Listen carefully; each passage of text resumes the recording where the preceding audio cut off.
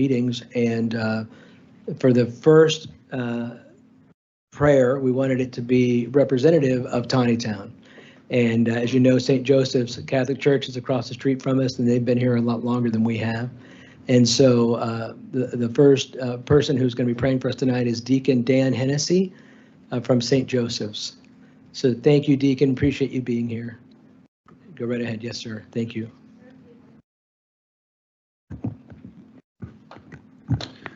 Let us pray. Heavenly Father, we give you thanks, praise, glorify you. We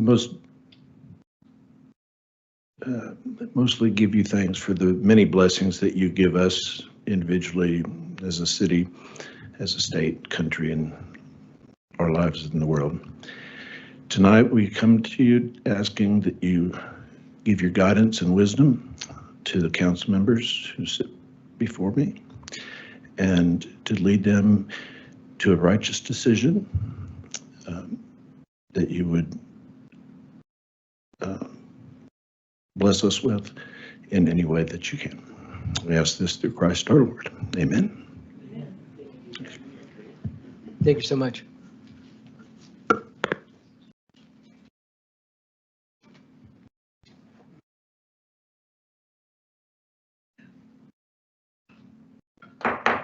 I'm going to call the April 1st Committee of the Whole meeting to order, please.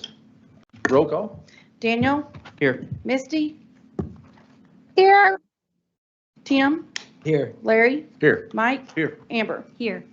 Please stand for the pledge.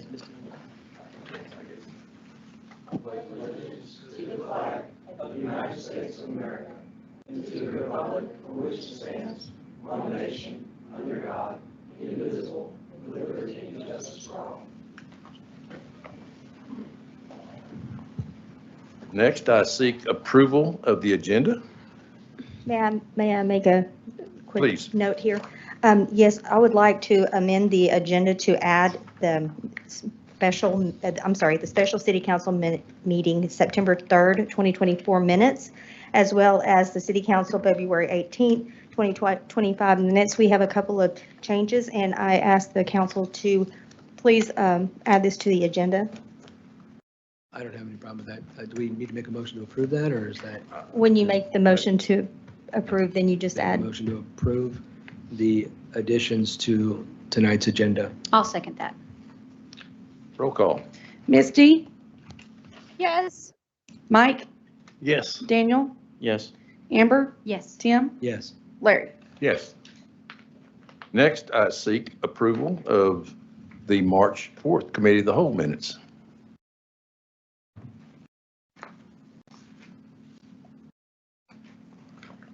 I'll make a motion to approve. Second. Roll call. Misty? Yes. Mike? Yes. Daniel? Yes. Amber? Yes. Tim? Yes. Larry? I abstain. Next, I will entertain comments from citizens pertaining to anything not on the agenda tonight. So if you have something to speak on, please feel free to come to the mic. Excuse me? Going once. Going twice. Online.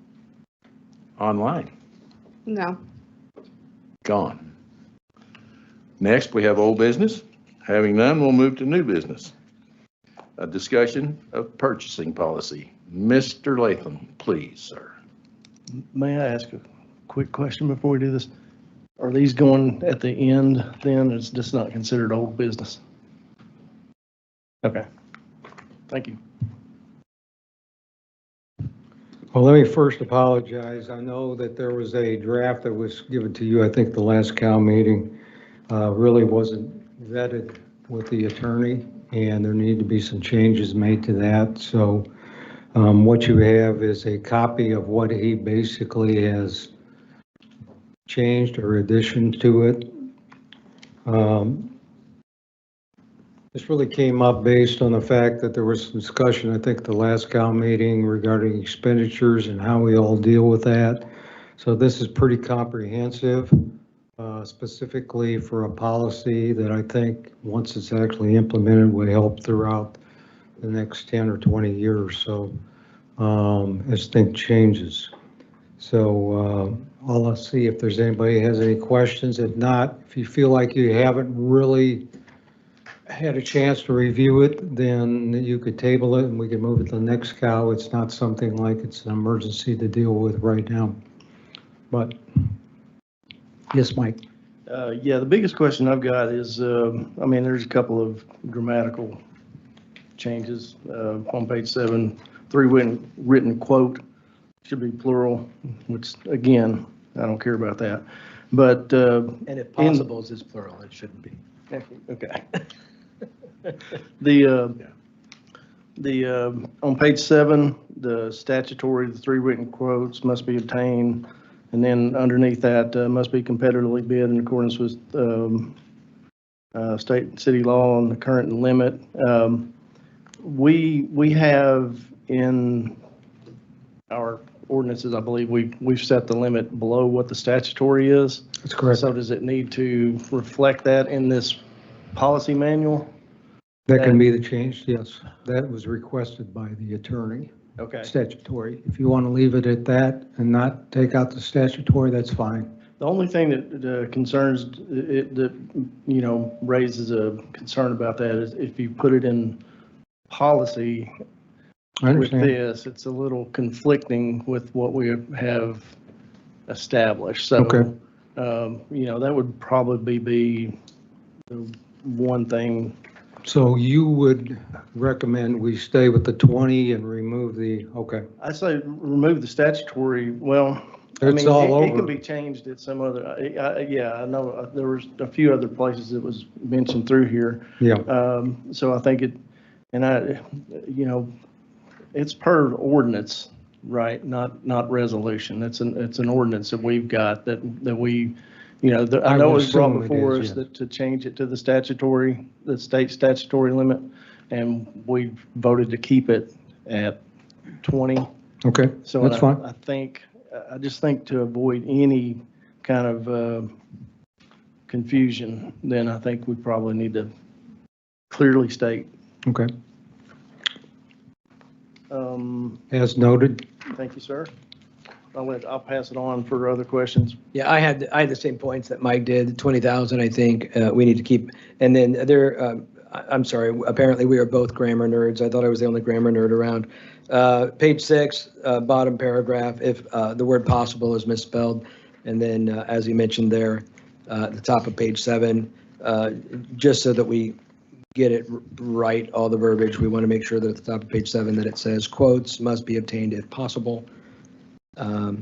Also, in a paragraph midway down, council is listed twice. Oh, Council, thanks. council member. I did not catch that. Good catch, Councilwoman. Which one was that, Amber? It's in blue. It just says council, council member.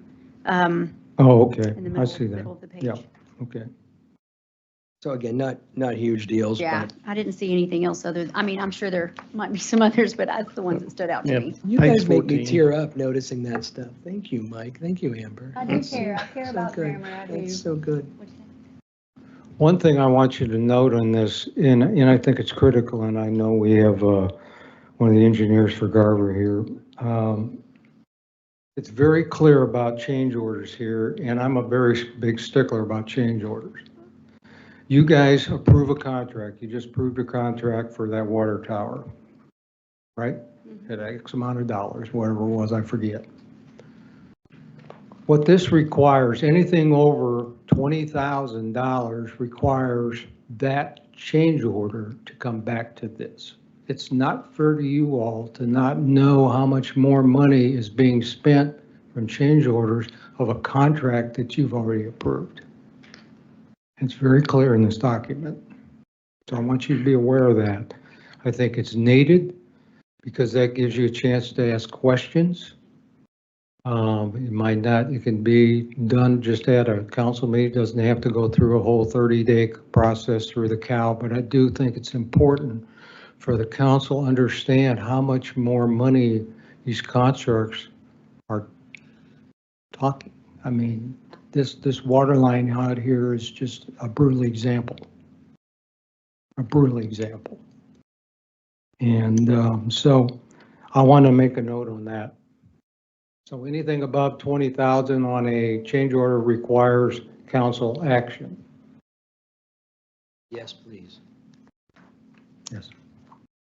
This really just outlines how we go about spending money that's allocated to each department and making sure that we get adequate quotes at different, and then to protect Mayor Russell, specifically as she's looking at documents too about how you spend that money.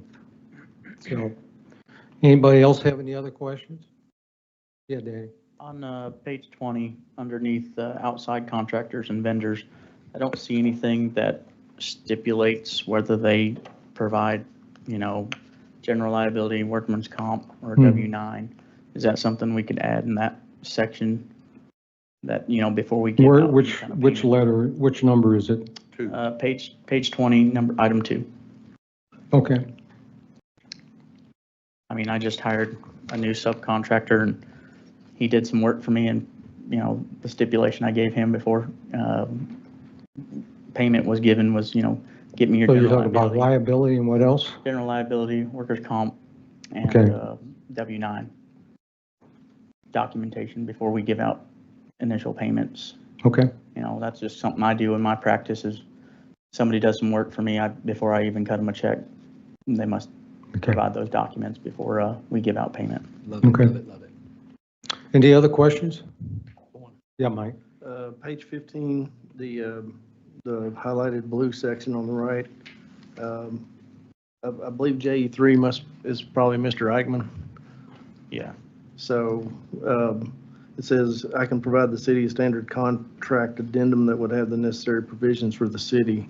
Has that been provided? I don't know. Okay. I just wondered, I Okay. don't know that I'd need to see it, but, it just piqued my curiosity to see that it's commented on there, but not part of the document. Okay. So, Justin what is he, he's doing court?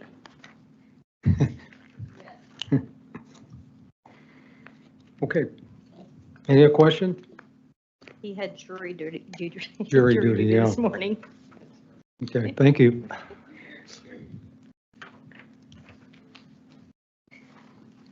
Absolutely. Okay, so I guess the question, do we send this on with the corrections made, or do we table it and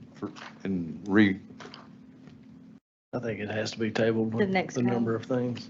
Yeah, I think it's- just to get it right, if it were a thing or two, I wouldn't have a problem moving forward with it, but I Okay. think there's just too much. So do you want to make that motion, Michael? I'll make a motion to table until the next city committee of the whole. I'll second that. you ready, Rhonda? Roll call. Jim, Yes. Amber, Yes. Mike, Yes. Misty, Yes. Daniel, Yes. Larry. Yes. Motion table passes. Next, we have a discussion of amending code 153.168, outdoor food vendors. That would be our mayor. All right, I was wanting to do some updates on the outdoor food vendor for a couple of different reasons. Right now, the way that it states in here that no more than 6 outdoor vendors can be issued permits. And right now, each person that comes to get a permit is allowed to get 2 vendors for each one permit. So that has been very confusing because we have some of the businesses that come in and get the permit, which they're allowed to, but they only use one of them. And it's gotten very confusing for our office staff to figure out which one has 2, which one has 1. So I was wanting to do some clarification on that.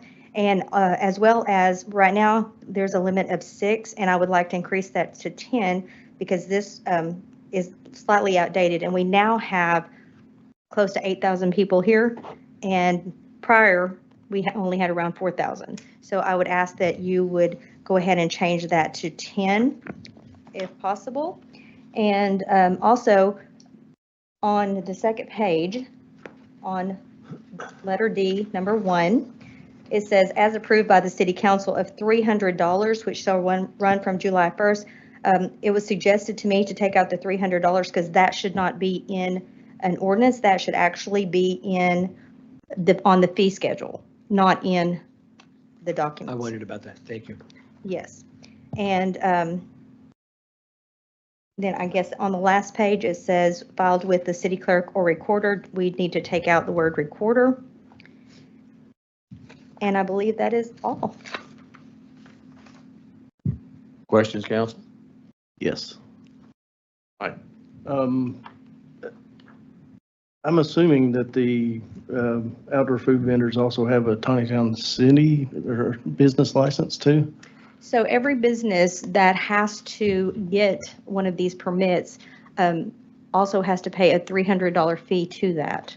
Like I said, that would be because they're allowed 2 vendors per each business, as it states currently. So if they have those 2 businesses, No, if they have one business, they're allowed 2 vendors, okay, so they get 1 business license. and they're allowed 2 vendors. And when you say 2 vendors, like I could go get a license and then I could have 2 vendors operate under my license? Correct. Okay. I'm not crazy about that particular idea, but. Right, and I was wanting to take that out. Okay. So they have to complete the business license in addition to the outdoor food vendor permit? Correct. They have to be licensed, they have to be inspected by the fire marshal as well, each vendor. I mean, it's just, I don't, they probably know that already, but it's not clearly stated that they, I mean, it says they get the outdoor food permit, but it doesn't say they have to have a Tontitown business license. The Now, business has to have the Tontitown business license. why doesn't the food vendor have to have one? They just have to have the permit to be able to be on that they're- business. Are they generating sales tax? Yes, So they should have a business license. yes, that is correct. Where is Pat? Yes, Maddie? A business can come in and request an outdoor food vendor permit. They can receive that, and then we can issue 2 food vendor permits to the initial business. Right. Right. But then what happens with the business license, Manny? There's a food vendor permit, and then the food trucks get a business license with the city. Okay, the food, that's what I mean, the food But- trucks. You get know, the I feel business like license. The we- vendor does not? Did we discuss this before and we felt like it was double dipping? Is that why that's not in here? Is that, I feel Yes. like this is a topic that we've had. I don't recall that. I remember talking about it. Yes, we talked about it last year around this time, right before permits are getting ready to be issued, and it was discussed at the COW, I believe. Yeah, But- I vaguely remember, but I do remember us discussing like why we wouldn't have a business license for each. Correct. I just remember the term double dipping being brought up, but I remember no other details. And I guess I'm okay if they pay the fee, but they also complete a business license as well. But don't, what I'm saying is we could incorporate a business license into the outdoor food vendor permit. I don't know how a person's, like, I've got business A out here and I have a food truck that I'm leasing space to. My business license doesn't cover the food truck vendor. No. Correct. It I mean, it should. shouldn't. They're 2 separate entities. Each one has to have, I think here comes Pat. Come in like maybe you this. can explain it better. So, we back up a little bit. Each of our existing businesses, let's just take a business. They've got a business license. Okay? So they are an existing business in Tontitown. Yes. They have space and they want to have food vendors. That business that's already got a business license can come in and get a outdoor food vendor permit. So the business applies for the permit. Yes, and that costs $300. Okay. And then whoever's going to be in that, whatever you want to call it, the food vendor, then unit. they come in and buy a business license. Does that Okay. help? Aren't they sort of, That they're sort of helps. leasing this space to Yes, they someone? are It's kind of like leasing. Beyond Urban. Beyond Urban They are has a leasing, business yes. license and has a food truck out in front of it. Yes. So I think that's why we thought double dipping. It's not really double dipping because, I mean, the existing business already has a business Right. license. Right, what I mean And is they're not generating requiring it of the food truck would be sort of double dipping. I don't know why that, Well, It's we really sticking in require it my on the mind. food truck because they're operating a business. but we and don't that's where require a we- business license from a food truck. We only require the permit. No, we issue a.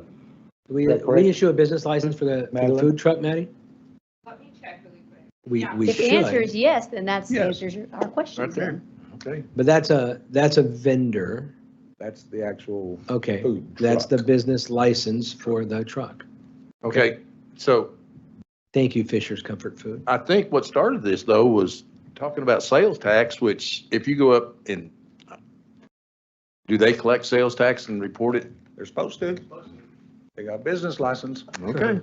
Yeah, there's the There's no way rub. for us to prove it. but they're Yeah, supposed to. there, okay. No more questions.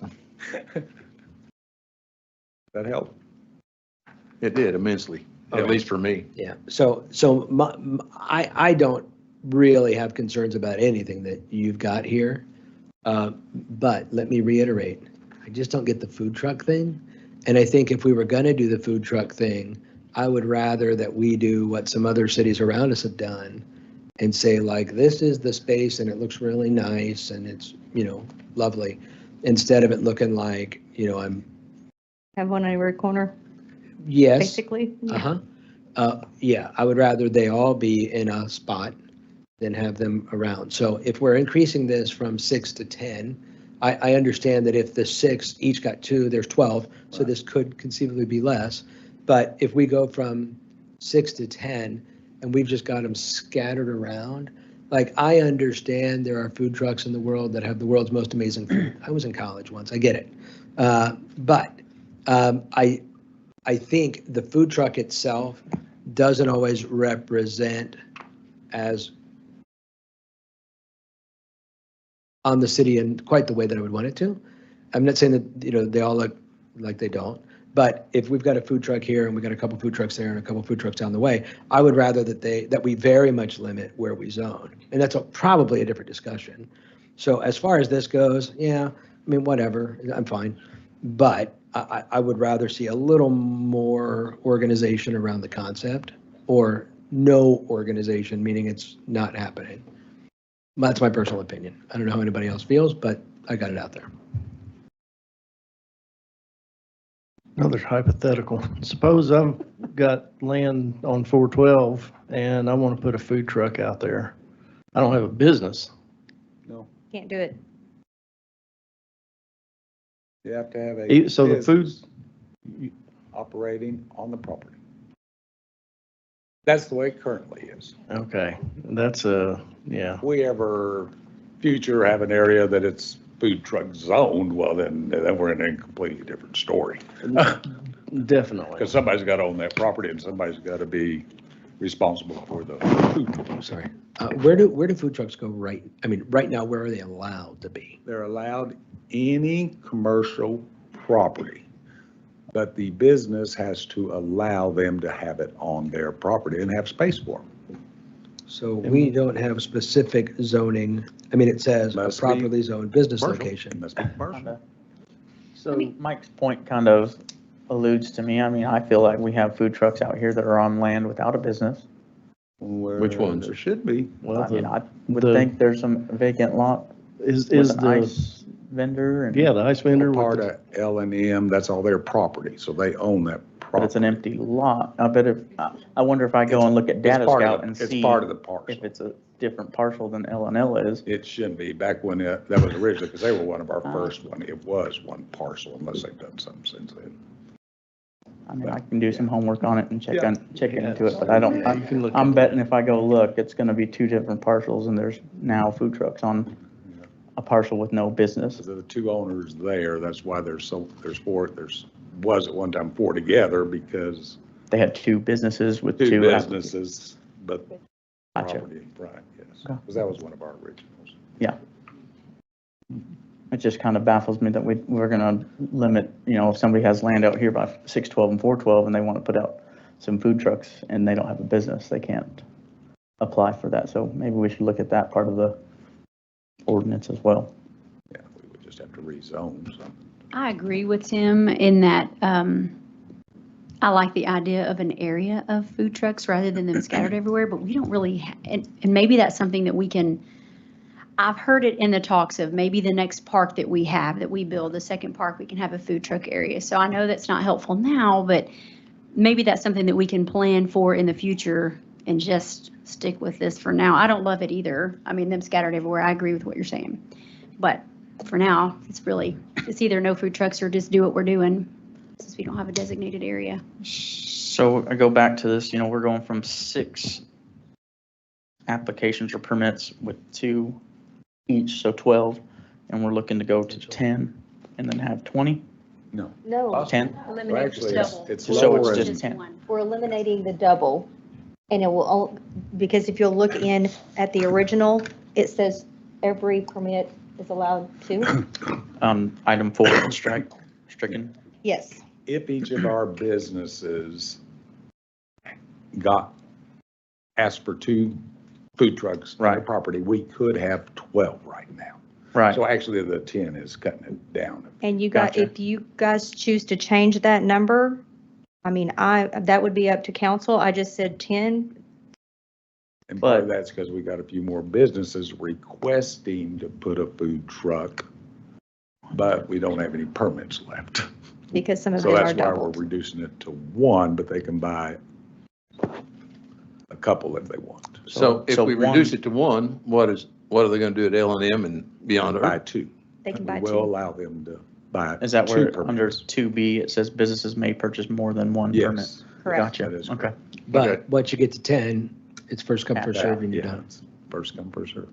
And if you guys would like to change that to 12 to leave it as it is now, I have had a lot of citizens contact me, asking.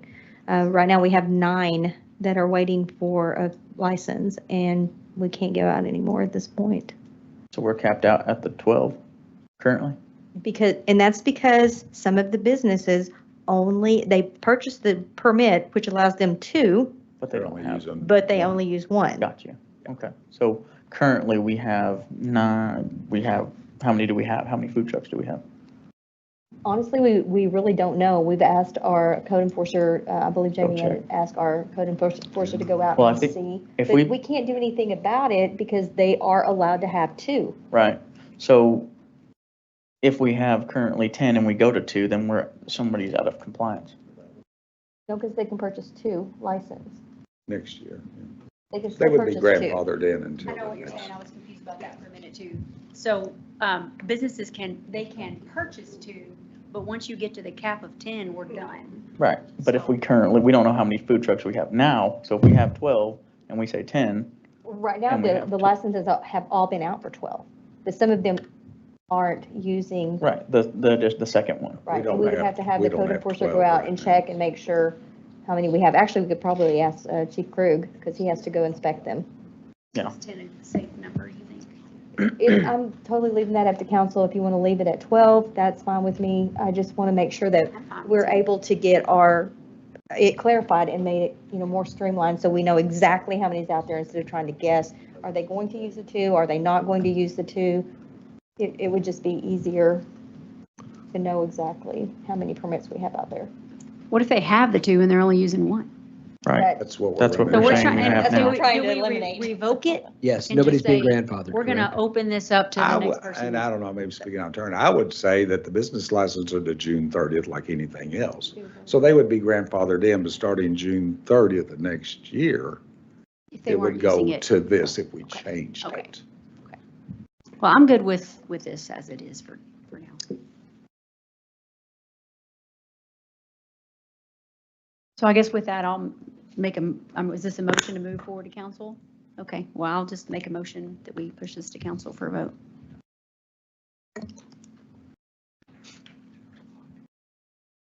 Did we decide we're leaving the number 10 in here? What would you I rather guess. be? Oh, I don't care if it's 100. I mean, supply and demand will take care of itself, I think. So, I'm a little weary if I'm good leaving it the way it's written, I guess, for now. We can always address it if we need to. And if there comes a point in I'm just time. worried if we move to 10, we're gonna have more than 10 currently, and we're gonna have to tell someone they need to close up shop. It would So I be think we'd nice to move know to how many 12. we have. We can amend it to 12. All right, that's what I'm saying. If we did 12, we're leaving it at the 12 we have currently, and we won't run into that issue, but again, Oh, it would be up to Amber. So now, I think I'm confused now. Can't understand why. What's currently on the table is, do we expand that number from 10 up or 10 down? I'm more inclined to leave it at 6, but I get your point about supply and demand. That makes sense. If we have 9 and on June 30, we know that those licenses are up, and but if we know exactly how many trucks we have, which we should know that now, if we know that, that makes this an easier decision than if we don't know it. Well, we know that the 6 have already been out there and there's nothing else we can do. Sure. And we don't know if they're going to use them or not. Correct. do they currently expire in this June 30. cycle on? Right, so. That's why I wanted to see if we could get this taken care of before So the next business licenses are due. we have 12 issued for sure. Do we know that we have 12 permits issued? 9. We have 9 issued. We know that. So there We should have be no 9. more than 9 physical food trucks out there then, right? Okay, But she's saying that not all of them are using the ones that they purchased, so they're just kind of sitting there. They How do own we- them, they have them. Any sense? They're How do not- we have 9? and some of, it and the issue, and the problem is that we cannot keep track of them is because they come and go. Yes. Sure. So they come and go, we don't know how many is going to be there, we have no idea. But it says- That's problematic too. So, Just a little bit because, I mean, they're, but if they only have 1, then we know that is the one that's going to be there and they have that license and they paid for it already. Unless well, they buy additional. then should we make them one, if they pull the permit for it, should it apply to a specific truck? And then when they change, they Another have to $300. notify us if the truck changes? I mean, otherwise, you're rolling trucks in and out of there. All the and time. They may or may not come in here for a business license. I mean, Well, they have to be, We have some- they have to be inspected by the fire department, so we do know that. But are they? But are they Because if they're telling us coming and they're going switching? and we're not notified, then we don't know. Mr. Belsner does pretty much make sure, and whenever he sees a new one, he does go out and check it. So Mr. Belsner is really on top of that. But like I said, some of them come and go. now this opened up a whole avenue. I Didn't Yes, mean it to- did. Didn't mean to do that, did we? We did not, but it did last year, so I was expecting it. So what is the best way then to keep, do we need to table this and I don't know. Probably not. What is the best way to be able to keep up with it then? Because that's, It would be a lot better for us to keep up with it if it says 1 instead of 2. So if we did the 1 Per per, permit. easier to see who comes and goes. They have to get Exactly. there. So yeah. can I want to see if I still understand this correctly. We have currently 6 permits out. Each of those 6 has 2 outdoor vendor permits. Out of those 12, we have currently 9 permits issued. So 12 minus 9 is the remaining number of permits we have left, correct? Correct. So we do know how many food trucks we have. isn't Well, what I'm saying is we don't know if they're actually there or not. We just know that they have a permit because they come and go. Like Okay. Scooby's is gone, but another one Yes. has Yeah. come. I love those Scooby snacks. Well, I'm good with Is- leaving it the way it is and we can just, I don't know. Is this something that we address, if the business licenses are coming up for renewal into June, 1st of July, is this something we want to readdress at that time? We've put the fix in for right now. We We know we actually, have, But if it Or is starts, this- if it comes due July 1, we want to have a policy in place. We don't want to go, well, Yeah, Next year. this begins when Yeah. the next round ends. So this begins in so this is going 25. Yeah. to go into effect for 25, The next- 26. Councilmember Ibarra, to answer your question, yes, it probably should be tabled, and yet, we do have a bit of a time constraint. Yeah. So if we had a time machine and we could go back a couple months and bring it forward, that would be great. Without that, it may be best to either table and say, we'll try it for next year, or as Mike just suggested, let's put in the fix the best we can for now. And if we do that, I would recommend being more conservative instead of more liberal, and then hitting it again for next year, at least so we've got something in place before June 30. Well, That's then just my thought. my motion still stands. I'll just keep it the way that it is.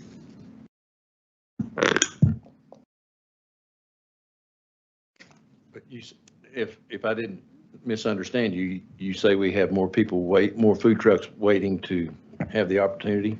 Correct. Could we not on July 1st change the dates, or are we, I mean, it's to June 30 to June 30, correct?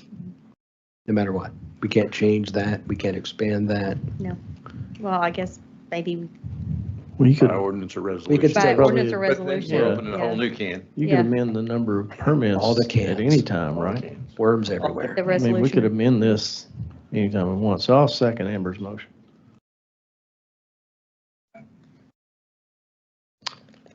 Roll call. Larry, No. Daniel, No. Misty, Yes. Tim, Yes. Amber, Yes. Mike. Yes. Motion passes to council. All right.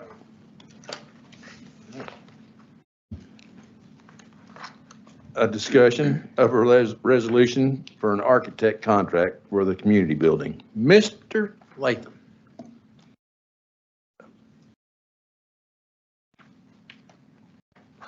Man, Mr. Latham, before you start, can I, this also has, I assume the fees ordinance goes along with that last part. We're gonna, it was kind of separated out.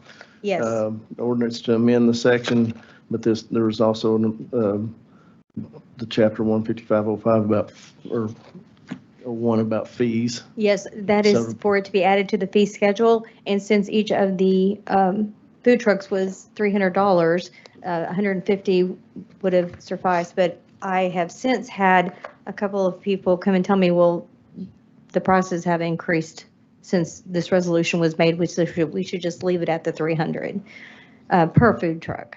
So we can just null and void that, or you guys, if you want to pass it at like it is, we can do that. But a separate motion would have to be made to send this Correct.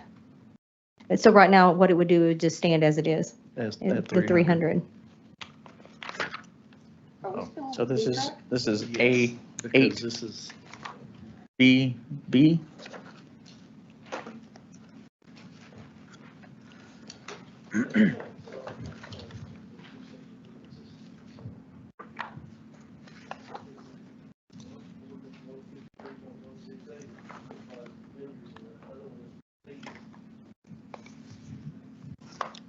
Right. Could I go back to the food truck for just a moment, please? Okay. Feel free, Because yes. I just had a message and would like, I love the idea. Would you mind coming to the microphone and? Thank you, Chief Jennison, thank you. So I thought maybe that it might be a good idea to take the old CID house and make it into the food truck area court.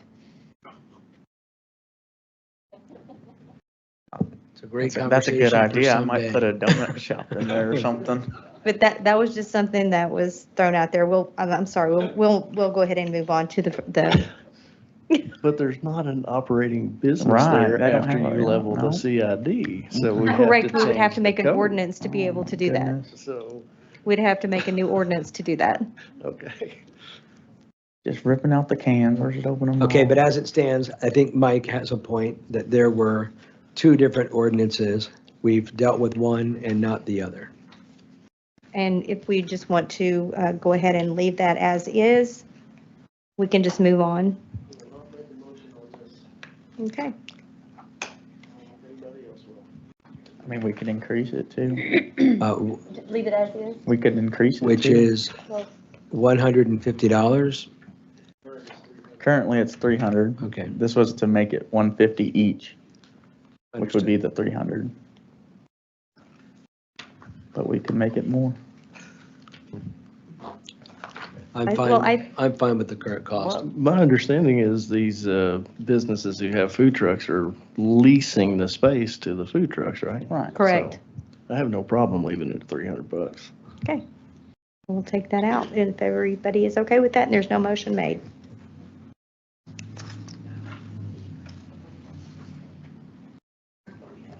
I'm lost as a goose. It was Mr. Latham, and he was discussing this architect agreement.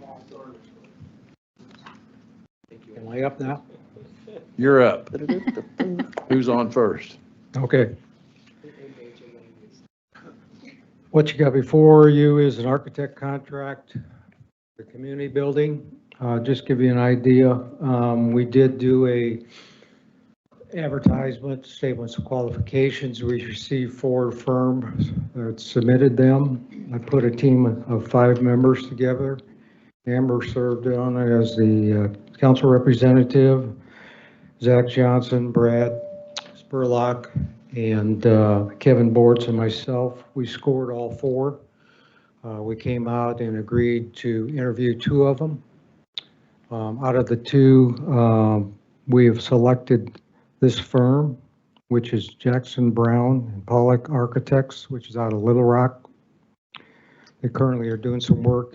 They do quite a bit of work here, basically in the Northwest Arkansas area. So they're up here all the time. They're in a project right now at, I believe, Bella Vista. Randy is on the phone if you have any questions. We looked at the contract based on about $300,000 that we would pledge out of the $1 million of bond that we had, leaving some funding that we can do in the park project. The contract, basically, it's a standard contract that you'll see in any architect firm. What we're looking at for a payment, they utilize a look on the back page, design service fee schedule, which is basically, we're looking at $200,000 to $300,000 would be about 8.5% of 300,000, which would be a little above 25,000, which I think is a fair to be able to actually get this thing started. What we plan to do is, we do think it's going to be a little more expensive than 300,000. Maybe get the assistance through the community foundation to pledge some funding towards this project. So, does anybody have any questions? Randy's on the phone if you have any questions. Pretty standard. Yes, sir. Thank you, Mr. Latham. Appreciate it. Randy, thanks for being on the phone. Appreciate that as well. Pleasure. Question number 1 is for you, Mr. Latham. Does the community foundation currently have any money in its account? Yes. Okay. And do they have enough that they could cover the 25 if we asked them to? No. Okay. Thank you. The second question is the basic fee. Yes, $25,500 if it's 8.5 on 300,000, but that says basic fee. So if that is the base or basic fee, what fees are laid on top of that, and where? Randy, you want to address that, or do you want to look at just a base fee? Sure, I can address that. At this point, we don't include civil engineering In here. or landscape architecture, but we do have a list of potential additional services if they're requested. But we wouldn't have any additional fees without first submitting a proposal through the city if there's anything that comes up. Right now, we don't have any anticipation for anything like that.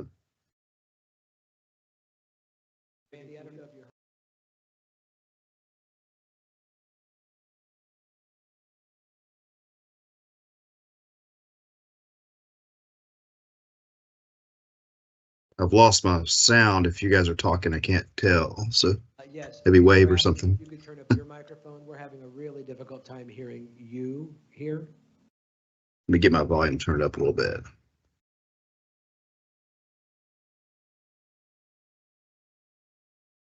Okay, I've got you turned up a little bit. Can you turn up your microphone? We're having a difficult time hearing you. Oh, okay. Yes, and I can talk louder. How's that? Perfect. Thank you. You could say all that again. Okay. Great. The summary is we don't anticipate having any kind of additional services. However, our base fee does not include civil engineering, outside stuff. It does not include landscape architecture. What it does include is architecture, mechanical, electrical, and plumbing and structural design. So those are all housed underneath our basic services. We won't ever bill without first communicating with the city to see if they do want us to do something extra. We'll be happy to add stuff to it, but we don't typically have extra additional services on our contracts that we bill for.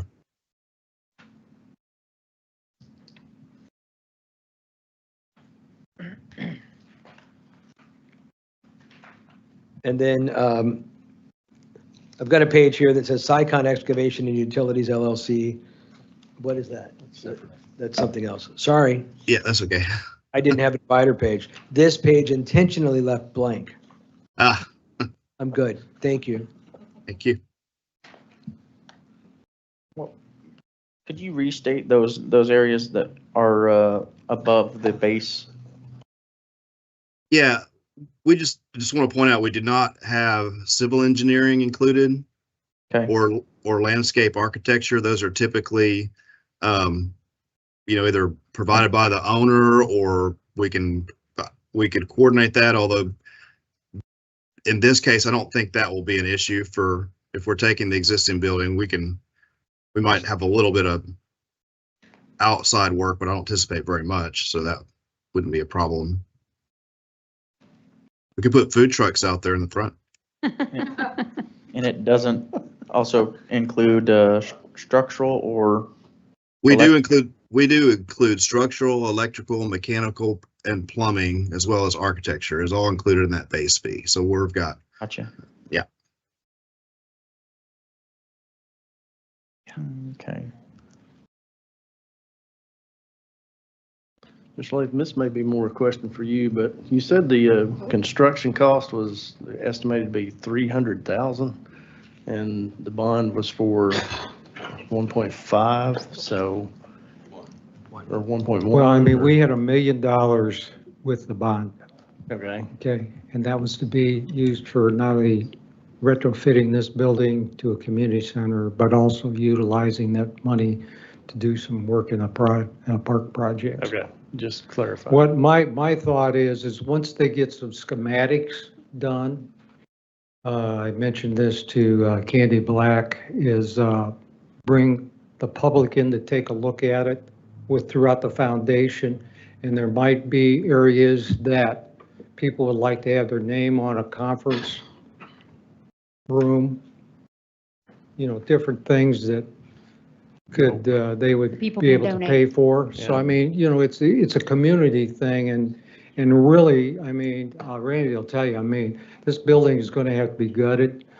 It's, it was targeted to have some mold in it because of the use with the fire guys and stuff, so that's all gonna have to be looked at. So structurally, I think it's okay, at least we've heard that. So, yeah, I think once we start getting into it and the architect starts getting some renderings, I think we'll have a better idea about what we can do. I mean, the roof's good, everything's good, doors work, whether we keep the doors or not keep the doors or keep some doors. That'll all be up to the architect, how they put that all together. Talking about civil, we do have a civil engineer. I think his name's Zach. He might volunteer some time if he wanted to get a tax write-off for the building. No pressure. No pressure. Yeah, and we might be able to get landscape done through whatever you guys can get out and we can plant. Yeah. Yeah, okay. Well, I appreciate y'all doing the committee, and thank you, Ms. Ibarra, for Yeah, participation. it's been a good experience for everybody, it really has. Because that was one of the questions I had, is how many statements we got, and so y'all vetted 4 different people. Yeah, So. yeah, we were fortunate to get the 4 because this is not a big project. And the Right. good thing about Randy's group is they don't really do massive, I mean, if you get to some of these bigger architectural firms, you're not going to get the prime person. These are the prime people.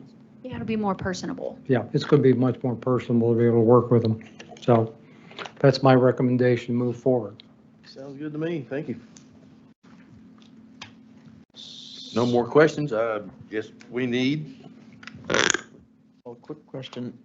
So if we're dedicating 300,000 to this project, how much of it is going to this section of the project? The architecture, The draft, I think he is. 25, okay. Yeah. On that back page, Yeah, I seen that the 8 and a quarter design services of the fee 300K. schedule. Okay. That's where I was confused, because I was thinking the whole bond was going into yeah. the construction. Right. So anyway, I'll make a motion that we send this to council for approval. Second. Roll call? Amber, Yes. Daniel, Yes. Tim, Yes. Mike, Yes. Larry, Yes. Misty. Yes. All right. Moving on, we have a discussion of a water line relocation contract. Again, Mr. Latham. I don't know why you walked all the way back there, Mr. Latham. His I guess I'll stay up here. Getting his step goal. You got the B team tonight. Guys need to keep praying for James, okay? Really hoping for the best for him. This really has to do, let me just give you a perspective on this and why it becomes an emergency situation. As you see, a lot of construction going on with the Fayetteville water line. I mean, it's all up and down 112, it's all over the place. And so Fayetteville, we met a couple times with them, basically looking the outline of where it's going to go. And then we met with the contractor, and they were going to be going underneath each Flesher there by Piazza. And they found out in getting the easement that we actually had an easement in their easement that they acquired. That tells you a little bit. That means we didn't have an easement where our water line was. Am I saying that correct, Zacho? Huh? We did not have an easement. We have a water line there of which was in the way of this 48-inch line that Fayetteville's got an easement for. So we've got to relocate it. Now, the reason it's an emergency is this. We had committed to get it moved by April 1st. And guess what the day is? April 1st. And the good news is that Zach had estimated that the total construction of this would be roughly $80,000. And we did acquire the materials for it, which I think was roughly about $25,000. That's on site. Mark Van Dyke went around, got some quotes from contractors, and what you see tonight is basically waiving the competing bidding and executing contract with Sycon that can get on it and get it out of the way. It does require some expertise because there is a fire line in there for Matthias that's going to have to be moved to. So, anybody have any questions? And it's also a very good quote that they gave us. I guess the only question I have, you said there was no competitive bidding. Do we not have to competitive bid on something like We're this? asking for an emergency based on timing from the council. Is this behind Dairy Queen?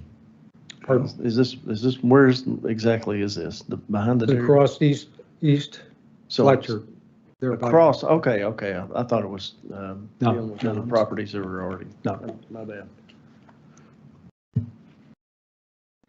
More questions for Mr. Latham? Then I seek a motion. I'll make a motion that we move this to council. I'll second. Roll call. Daniel,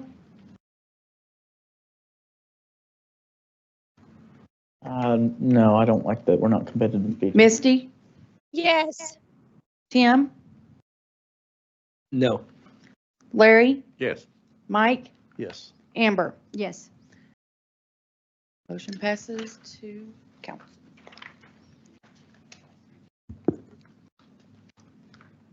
Next, we have receipt and acknowledgement of 2024 water sewer audit completed by Berry and Associates. Mayor, Mr. Latham. Oh, you don't have anything on that? Neither do I. It's not in our packet, Yeah, neither do I. so.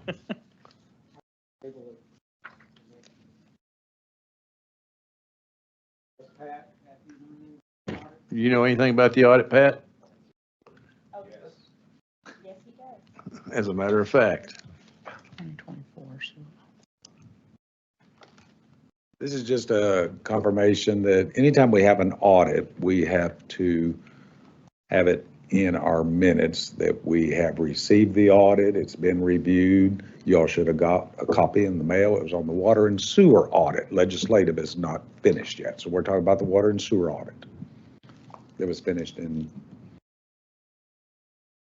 last month. I've not received a copy. Has anybody? I did. Yeah, I have reservations to Have you? move it forward. I can't remember they what it mail them said. out I to all just council scanned members it. To your home address. Ooh, a No, home sir. address? But it is finished. I haven't gotten one yet. No, sir. Yeah. I've been a little dodgy giving you my home address. But I can give it to you offline if you like. So. I you live in did a not food receive truck, one that- Pat. No, sir. I have not received Okay, it. if I did, it got in the wrong bin. If you would have not mentioned that we got it in the mail, I never would have thought about it because I just opened it up. Oh, I don't know what this is. Trash. So maybe I mean, somebody else checked did it. that. I check it all, but I didn't receive anything. But yes, the water You sewer have to audit get it by is mail, or can you get me a completed. copy of that? And I mean, if you want me to send you out a copy in the email tomorrow, I have a copy of If it. you're, if you're willing, that's enough for me. Yeah, we Yeah, just I'm need to good with that. acknowledge that it's completed and. Okay. Yes, sir. So And we can reviewed by move, can we council. move this to the This next? is just a formality, Sure, yeah. basically. just Well, then, If we don't like what we see, we can vote no in 2 weeks. I mean, Okay. you know, whatever. Thank you. Yeah, thanks, Mike. I didn't think about that. So, okay, so Thought now I I seek a I motion. did. I'll second it. No, on- okay. you Do we want have, it first? I meant first. I'll make a motion that we move this to council contingent on Pat sends that email of the audit. second? Roll call. Misty, Yes. Mike, Yes. Daniel, Yes. Amber, Yes. Tim, Sure. Yeah. Larry. Yes. Passes to council. Next, we have a discussion of a resolution and a reduction of impact fees for Ruth Landing. Mr. Spurlock is not here, so Mr. Latham will step in.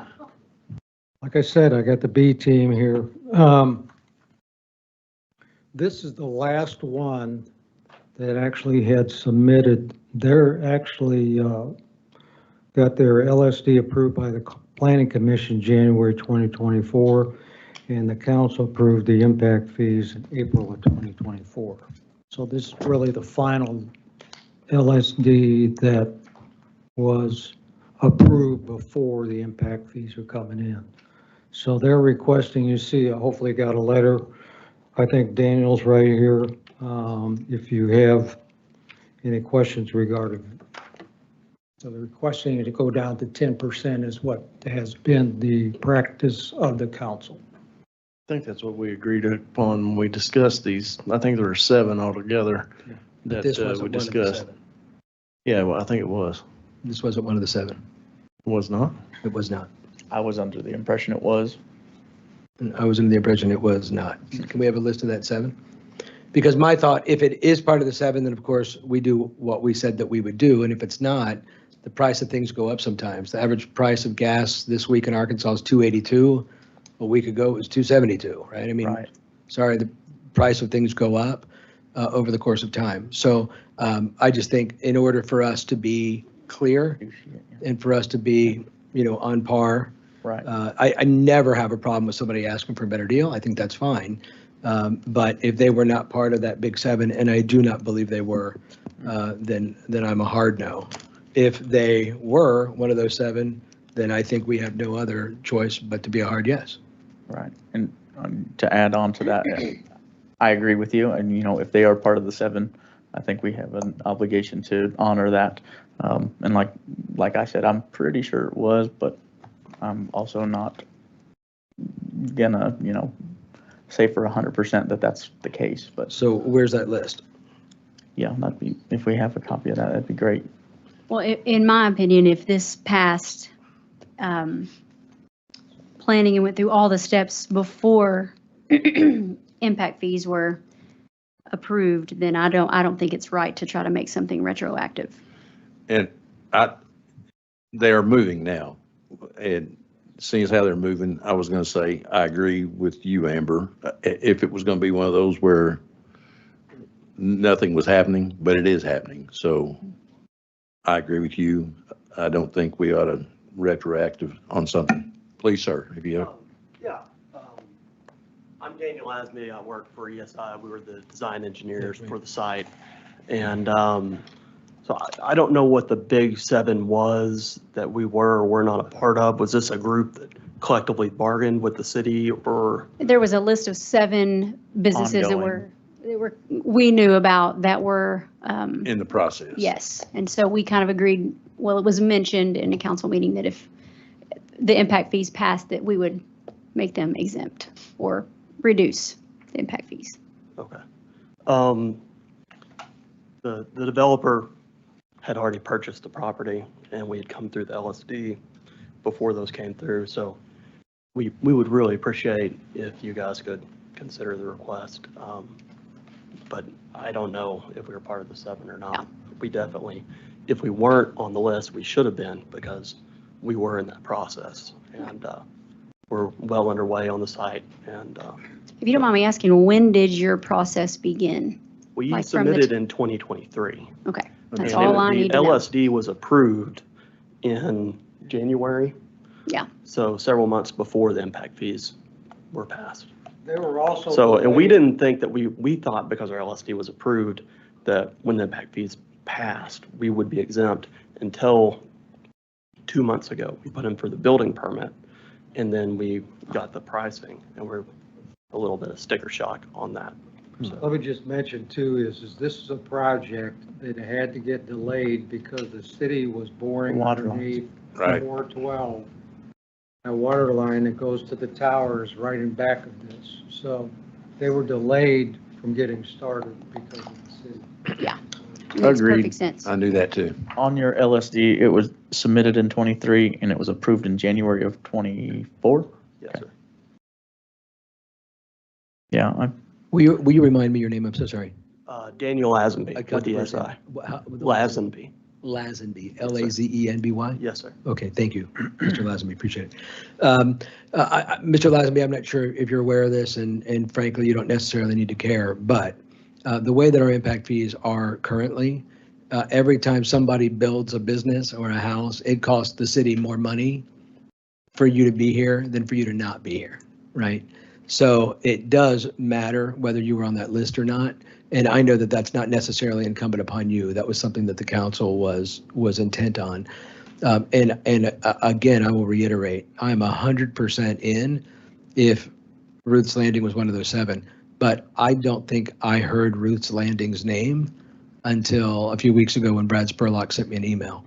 So again, I'm fine with that, but I would need somebody to be able to prove to me that Ruth's Landing was one of those, no matter when that happened. Again, I understand there's heartburn there. I understand there are costs involved in building businesses. There are costs involved in running cities.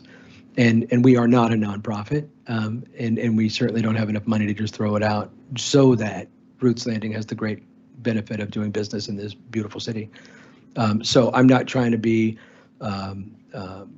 so hard-nosed that I'm jerky about it. I understand where you're coming from, but I do want to look at it as a business and as what we have agreed to do. That's more important to me than anything else we're talking about, is have we agreed to do it, then we do it. I would just hope that we wouldn't be singled out and treated differently than the 7 that were in there that were in the same Yeah, position. that we totally, are. totally agree. I personally, I didn't think any of the 7 should have gotten any waivers because of exactly what you just said. I don't think it's arbitrary and capricious to set those 7 aside because of where they were in the process. But again, I would need to know where those people were and where you were in that process and who those people were. We could probably go back and run the tape, but I'm not, this is the first I heard that they were part of that 7. So I wouldn't feel comfortable voting honestly for or against without having seen that and knowing that. And maybe we need to go back and look at that tape, but I don't know that names were mentioned. Again, I don't remember having heard Ruth's Landing. I'm excited to see what you guys are doing, but. To me, that I don't think it matters that they were or weren't on the list simply because of the date when they started their project. So they could have been inadvertently left off, and I just think it would not. I don't think it'd be right. But there for would us be to- dozens and dozens and dozens of But people on that this is the last list. one. I mean, we have a list. We know they must have been omitted. Whether they were or weren't doesn't really matter to me. I think the right thing to do is we know when their project started.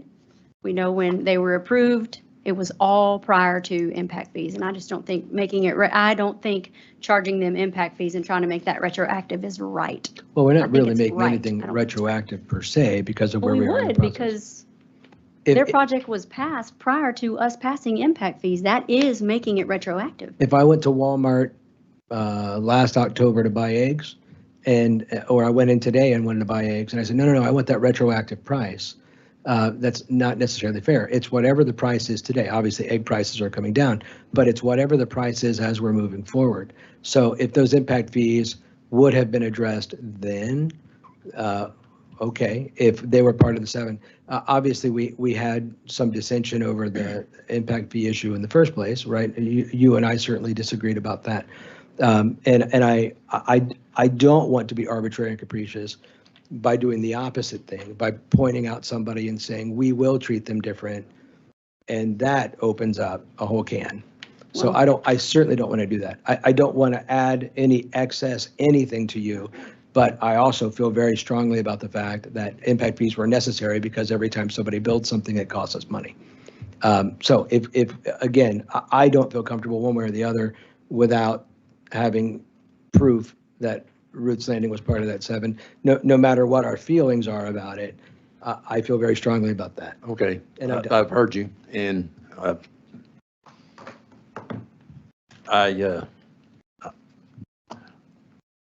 however you feel, I guess we need to Well, I'd like to have make a motion. I'd like to make a motion. And that we second push this through. on either the 10% or no. I'm willing to make a motion to table, if anybody wants to second that. I just made a motion. Yeah. I didn't Amber hear just it, I'm made the sorry. motion. I'm so sorry, Mrs. Ibarra. That's okay. Do Amber, tables can you not repeat trump? the motion? I could not hear it due to I multiple just people made a talking. motion. Yeah, I just made a motion to push this through as is with the 10% to council for a vote. I Mr. second that. Chairman, does a table trump a motion? Not No, after the motion. It's I got to think be I voted don't think first. so. We got to vote on the motion, and then if, Would you be able to get whoever has that list to us?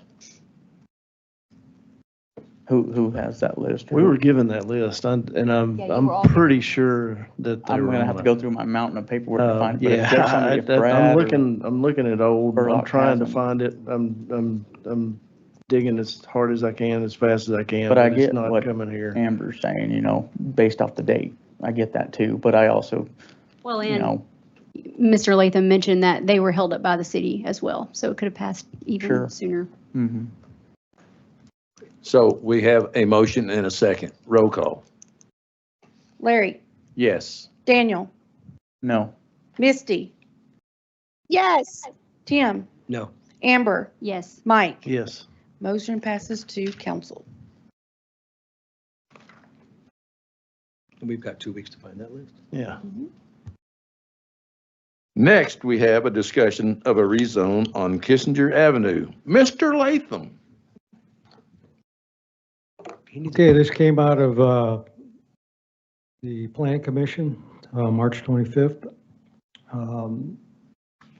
It was unanimously approved to rezone 5.9 acres from agriculture to RE.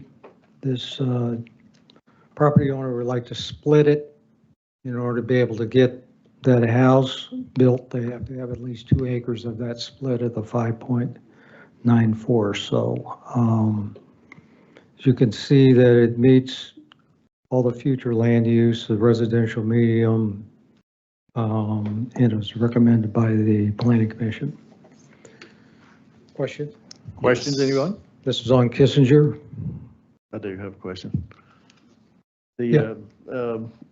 The planning packet has down at the last neighbor comments, it says one objection was submitted per mail and placed in the planning agenda. I didn't see it when I went to the website. I just kind of wondered what the objection was. He pulled his objection. He got it. He was satisfied with what The problem What's was going on? the property wasn't defined correctly. Okay. Ma'am, would you come up to the microphone, please? Sorry, Larry. I'm just used to being loud. Rebecca Wilson. I live at 1668 Kissinger.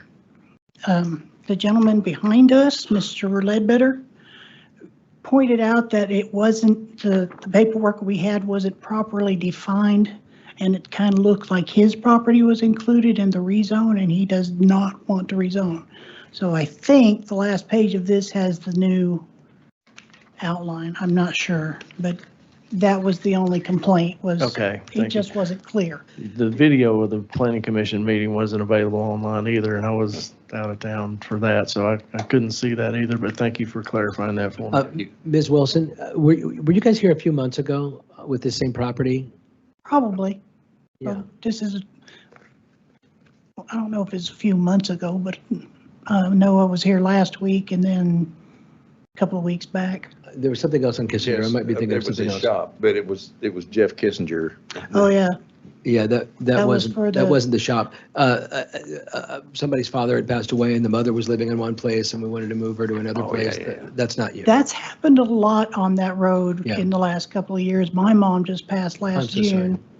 June. The lady across the street passed a little while before that, and her husband had passed a couple of years before that. So there's been a lot of juggling around and people dying Yeah, off. you're right. I recall that now. Yeah, but that was a different. Okay. Different piece of property and type. Thank you. Thank you, Ms. Wilson. You bet. Appreciate you being here.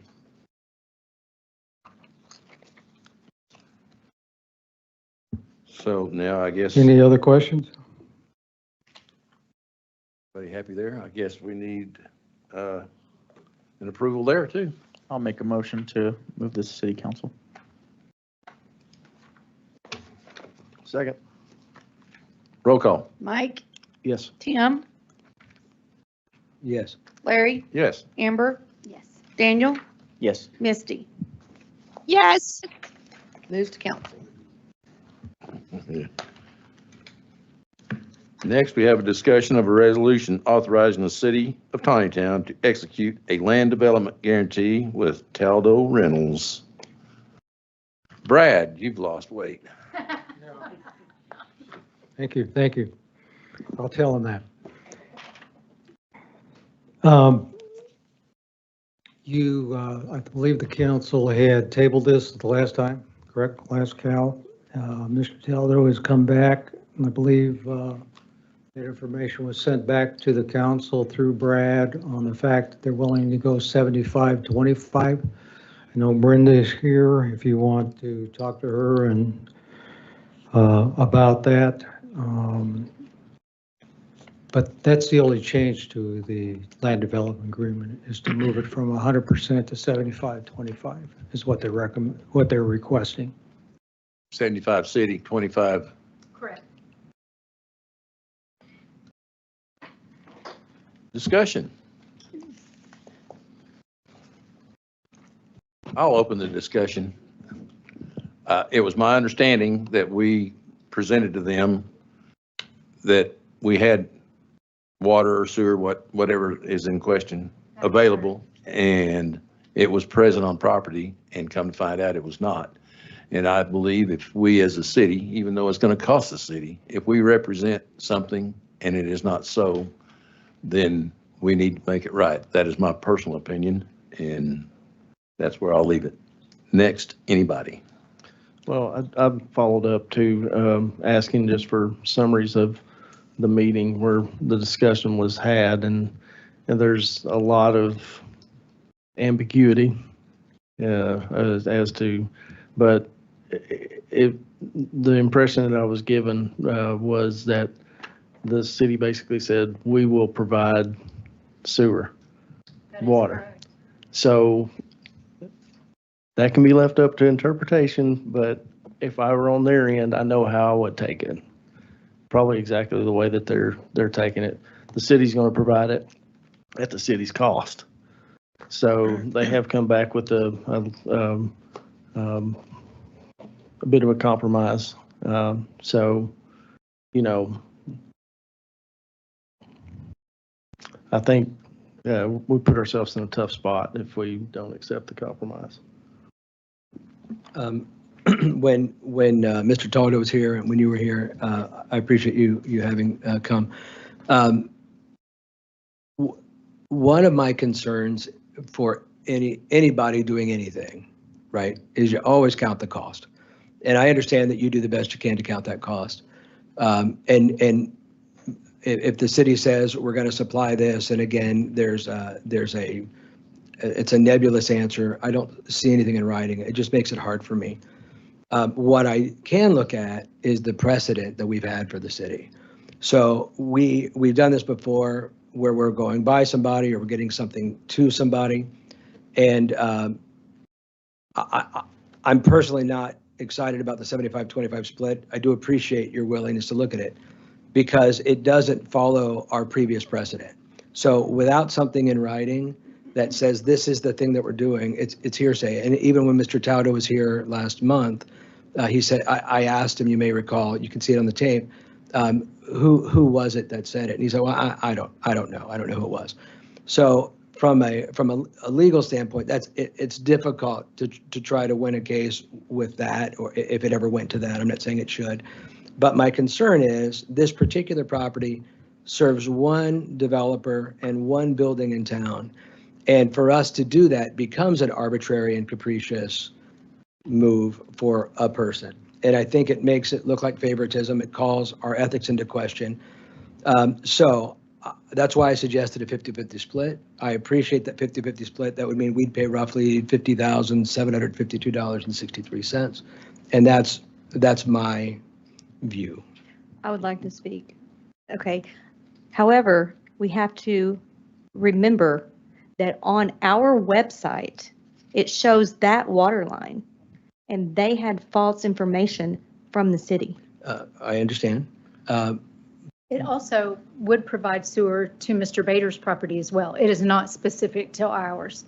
You all are just bringing it across Cordiana, and then we'll have to bring it across Bandini. Okay, is Mr. Bader helping to pay for some of this as well? No. Then? No.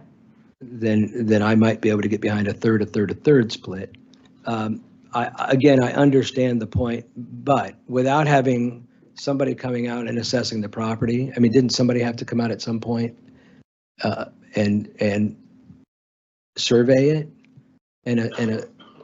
Right, at some point, It before? was surveyed. We've surveyed it prior to purchasing it. That's my point. So if it was surveyed But- prior to purchasing, then we would know before you ever purchased it that there is no sewer line No, there. we surveyed the piece we bought. We didn't survey up the street into the park where the sewer actually is. We did not survey across the street into Mr. Bader's property. We surveyed the property we purchased. Right, but the property you purchased in that survey, it would have turned out that there is no sewer there. We were told it was across the street, sir, and it showed on the drawings from the city website, which I gave to you all last time, that the sewer was across the street. We knew that. So were you going to pay for it to come across the street? We were going to pay for that. You're not paying for it. We're going to pay to cross Bandini. You're bringing it from the park by the baseball fields down Bandini, across Cordiana, and manholing it. We will pay to bring it from our property across Bandini and connect. That is not in this 106,000, sir. The 106,000 is from bringing it from its existing location to a manhole on the corner of Cordiana and Bandini. And Mark did have writing in his notes, if you'll remember. I saw his notes and I talked to him after the meeting. I didn't understand them nor recognize that that's what it said, but maybe, well, you would be a fabulous heart surgeon. Yeah, I get that. I didn't know that Mr. Bader's property was also included in that. And again, that doesn't make me more inclined to do The it. city asked us to get an easement from Mr. Bader to allow the city to bring it onto his property. We did that in good faith. We approached him, we acquired the easement, brought it to the city for recording on that good faith. Right. But the easement didn't cost you money. It cost you some time. Is that right? That's correct. Okay. That's correct. Again, I absolutely understand your reason for asking. I don't hold it against you. In fact, Absolutely. it And makes me, was the it makes me city's- respect you more for asking. Absolutely. And it was the city's suggestion that we do this development agreement and that we bring this to you all. Yeah, it's not what we have done before and it doesn't meet previous precedent. Again, I mean, I'm one vote. Respectfully understand. Yeah, Yes. thank you. Likewise. What are the previous precedents you're citing to? One of them was right over here by the old Artemani building when we went over there. I know that that's at least one of them. What did we do? What did, remind me? what We did? took a water line. There was a building that was still there. That building is now gone. But we brought a water line and a sewer line there under a previous mayor administration. You were here at the time.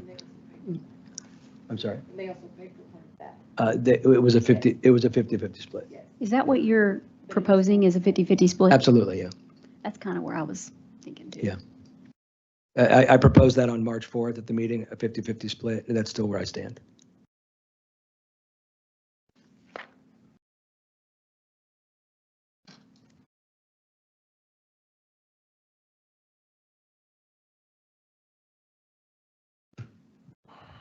So, do we have a motion in place? Yeah. Do I need I need a motion stating something?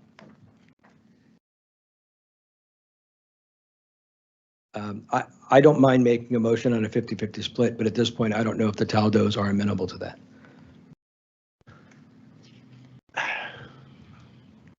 We came down, not, from 100% at the city's request. The city suggested we ask for the 100% of the sewer. They asked us to prepare those figures. We did so, we brought that in. After the meeting, the last Cal meeting that we came to, to make this project move forward and be a good citizen of the community, we agreed to go down to 75%. You all, at the last meeting that you tabled, were going to also speak to your attorney and get his recommendations on that. And I've not heard anything from that. We've asked numerous times, Brad, what that conversation was, and we've had no response with that either. But again, in good faith, we went ahead and proposed the 75%. Yeah, sure. Well, I will make a motion on a 50-50 split.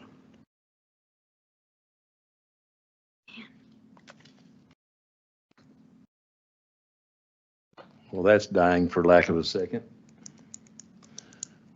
Do we hear Another I'll make motion? the motion on the 75-25.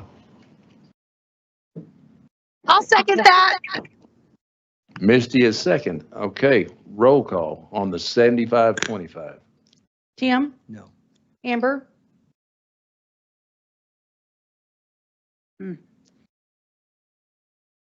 I'll go ahead and say yes. Mike? Yes. Misty?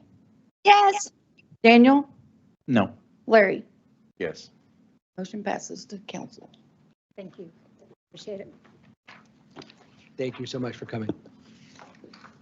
Okay, a discussion of a code amendment to Development Code 152.151, design standards for large-scale development. Mr. Latham? Hey, let's have fun. Okay. You'll have it about that. Listen, there's several things here.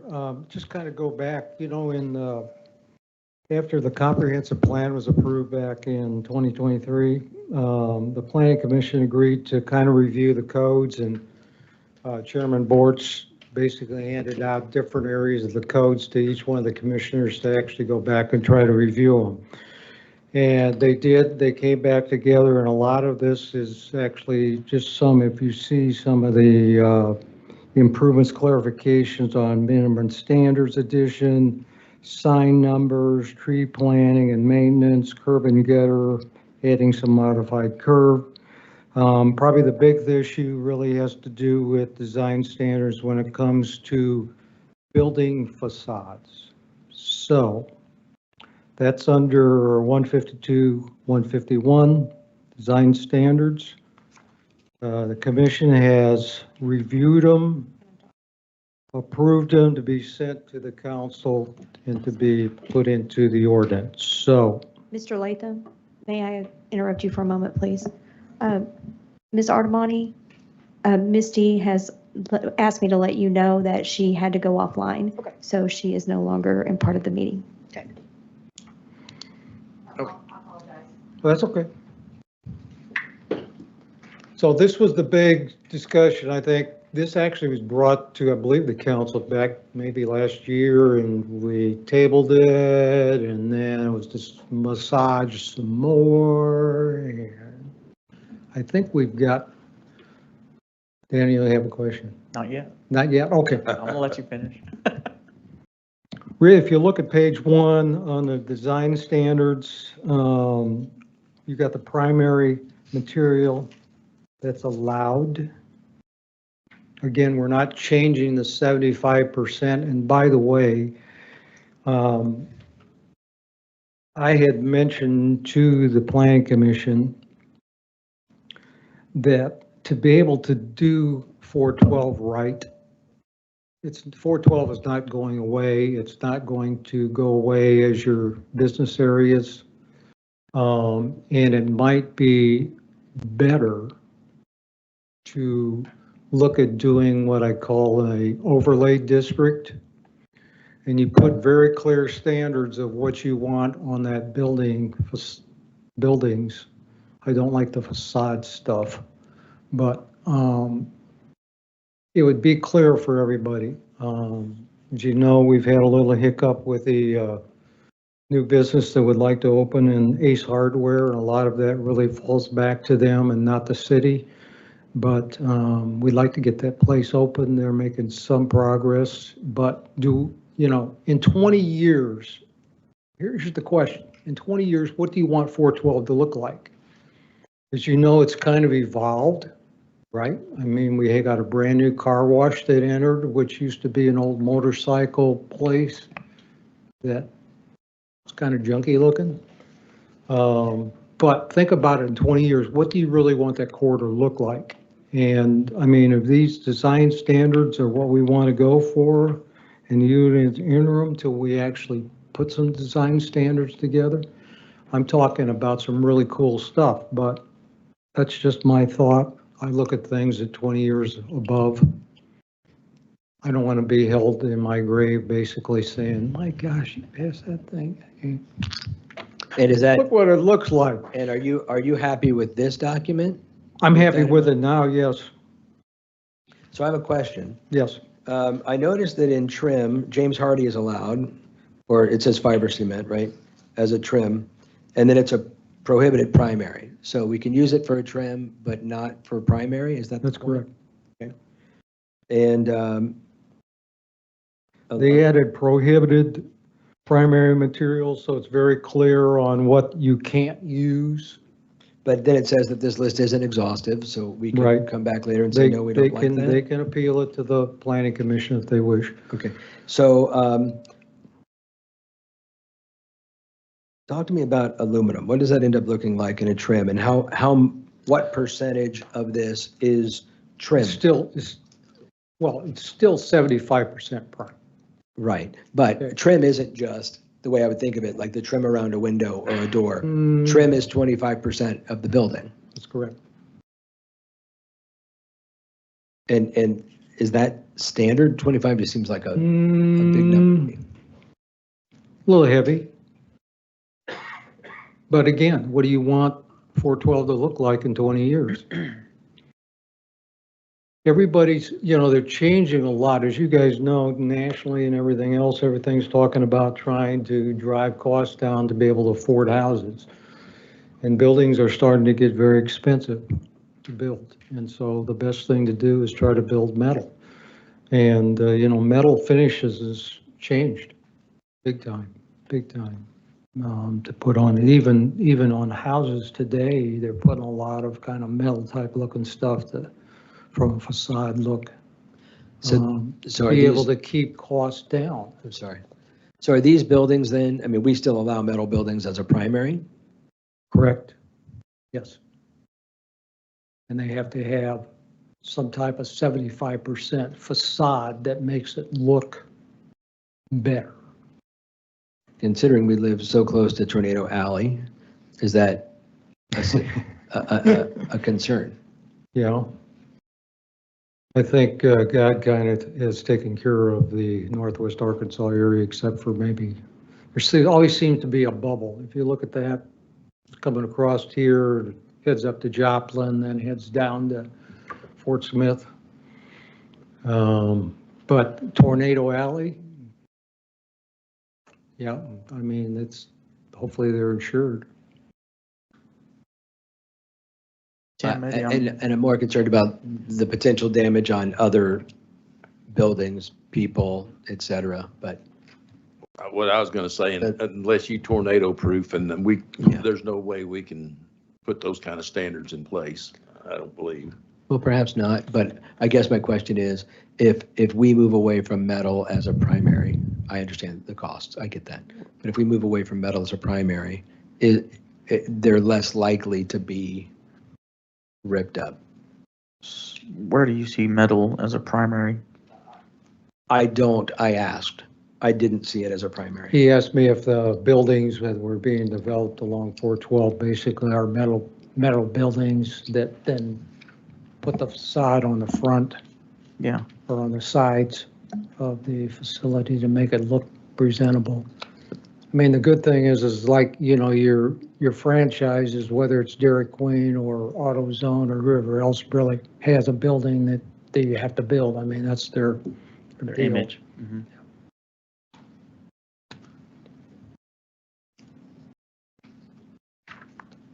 So we're recommending this, the planning commission is on the design standards, clarifying the facade. How much more can we clarify this so that, for instance, everything looks like an Italian villa? I'm not saying that that's what we do, but I mean, could we ultimately do something like that? No. Unless you're in that heritage district, which will have really strict architectural designs.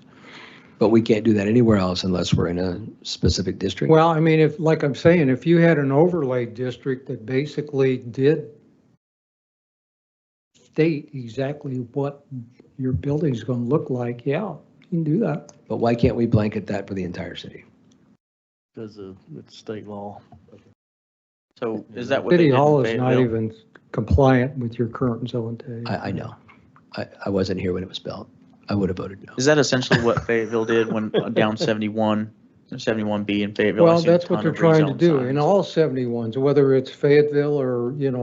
look what's happened. They're trying to renovate and do stuff down Springdale's 71B. But are those Rogers is overlaid doing the same districts? thing. Bentonville's talking about the same thing. Okay. I mean, it's basically, I mean, for us old people like, I won't mention who. Me.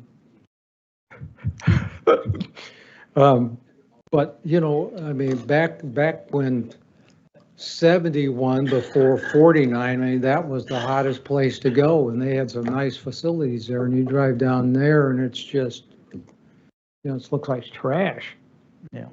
That's why I'm saying, what do you want this to look like In 20 years. in 20 years? Mm-hmm. Mm-hmm. And Tim's saying he wants Italian Villas. designs. Why did it take so long for this to come before us? I feel like this should have already been in place. I don't have an answer to you then. Somebody dropped the ball. That's okay. Hey, let's move on. We've got the 152-160. The only changes to that are basically, we're adding some what we call minimum improvement applications. This is via Zach Johnson put this stuff in. Really, the application really like an incidental subdivision really shows what we're looking at: dedication of right-of-way, monuments and lot stakes, water and sewer frontage, all these. When you do an incidental, which we do quite a few of them, we require them to put this in their actual plat, including right-of-way that maybe in 20 years you're going to need that right-of-way. And then your final plat really outlines all the dedication of right-of-way, monuments, streets, and then curb and gutter, all that outlines. So that's what's been added to the general provisions of improvements. Then we have the sign number system maintenance. Hold on one second, Mark, please. These are all separate agenda items. Are we wanting to move these forward to council? I would love to. Yeah. Okay, so we haven't, you moved on from. Yeah, I was trying I to just, okay. We can do them, I think Can we you have put to them do all them together? individually. I don't Unless think we can. anybody I think we have to rejects? do them individually. So, because I've asked for that in the past to have things lump sum. Correct. Really, the only thing that I just wanted to point out, and when I got this packet, I was like, oh, good Lord, there's no way I can go through all this stuff. But the only additions to the 152.1 et al., and you had to renumber, is this first page. Correct. With the building design commercial. I think it's 152.13E, is that right? Mhm. So really, that's the only addition to that whole section. correct. Okay, so with that being If you said, wanna I'll make move- a motion and we move this portion to city council. I'll second that. Third it. I'll third it. Roll call. Larry, Yes. Daniel, Yes. Tim, Yes. Amber, Yes. Mike. Yes. Motion passes. City council. Sorry, Okay, that's okay. We're getting ahead. I'm sorry, I got ahead, Mike. Okay, I just mentioned about the general provisions. We included some additional language in there. We feel it's in red. All this new language is being put in here for a very clear purpose, believe me. my understanding on this, again, the 152.160 ABC, 152.161 ABCD, 151 or 152.162, all of that's what we've currently got. Yep. 162.165 is completely new addition to the code. Everything in Correct. here's language that's non-existent in the current code. It really needs to be in the Okay. code. That's Really what I thought. needs I to mean, be I in looked code. at it, but I just wanted to make sure I was right. Okay, yes. Thank you. So quick question on 152, 165. y'all weren't requiring any of this previously, or you were, it just was not written down? It was somewhere? not written down. Okay, We were requiring it, but it was not in the code. okay. I'm assuming that this has been vetted by Mr. Eichmann. We have a young lady who's serving as the planning commission. Okay. Okay, she is. Same Yes. firm. Yep. Okay. All right. So. I make a now we- motion that we move this to city council. Okay. Seeking a s- I'll second that. roll call. Tim, Yes. Amber, Yes. Mike, Yes. Daniel, Yes. Larry. Yes. Moving to city. Okay. Is that right? 152-240. That would be correct, sir. Okay. This is just a change, just a brief change regarding signings, numbers, and system maintenance. To be very consistent about our address numbers and the 4-inch height and being dark reflected blocks. So our firefighters can actually see who they're responding to. If the numbers, if the address numbers are not replaced within 15 days, then there's an actual notice given to the owner. This is really to protect the owner. An address on your home is critical, not only to get Amazon packages, if you get them at the right address, but it also is really for public safety. So. I only had one question. I answered it. Changes, red letters to the current.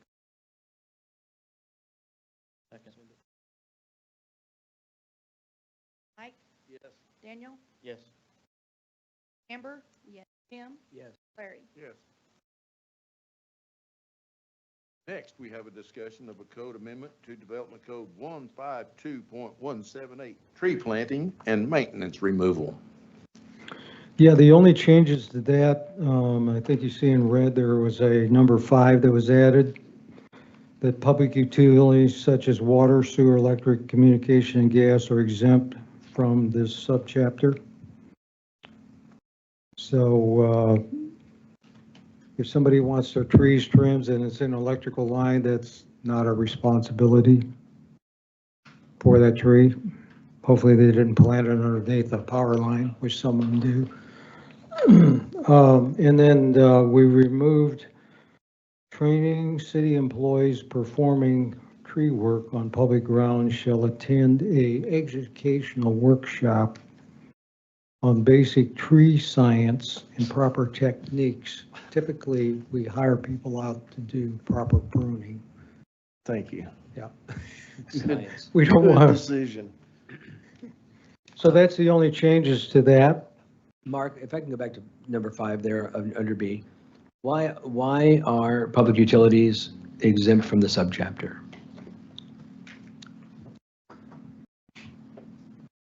We don't want the liability of a electrical line in somebody's backyard and Ozark Electric comes in and trims it down and something would happen.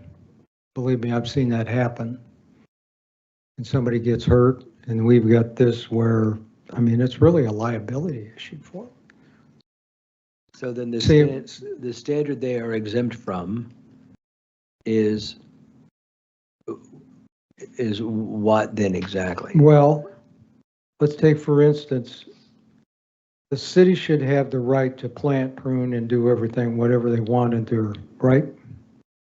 So we have certain standards we're doing. Standards, all tree planting, maintenance, and removal on public grounds shall be standard specific guidelines provided by the planning commission. Oh, right, but only in a right of way Right, or public ground. right. We're not going to people's backyards. Right. So if that's true, then why would a public utility be exempt from that? exempt. If your concern is that they're in somebody's backyard, we're not talking about backyards anymore. We're talking about public spaces, right? Well, it's in an easement, city's easement. I mean, if you have a water line, you're in an easement, hopefully, right? Sure, okay. Sewer. All these utilities have easements. Believe me, you don't want to be in a situation where you have some liability. That's just my, And how does that become our liability and not the public utilities liability? well, unless it's water and sewer. I mean, we're still liable for Okay. water and sewer. Okay, thank you. That's it on that one. Okay, thank you. Council? Well, if we took out electric and communication and gas in there, would they have to tend to the trees that are in the easements that are near their? So then it would be their responsibility to prune and, Yeah, it's a there. responsibility. They No do question now, about don't that. but there's, if we can, enforce Sometimes, it. sometimes there'll be what they call a easement where you might have 4 utilities in one easement. Right, yeah. And then whose responsibility would it come to on that end? There's 4 in one easement. Mhm. Is that kind of the general consensus on why we exempted all those entities right there? Correct. Okay.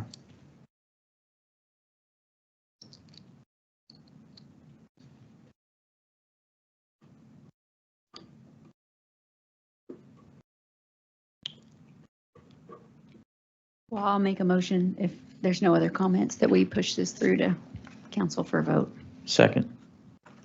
Roll call. Larry, Yes. Daniel, Yes. Tim, Yes. Amber, Yes. Mike. Yes. Moving to city council. Next, we have a discussion of a code amendment to Development Code 90-500-6, curb and gutter. Curb and gutter.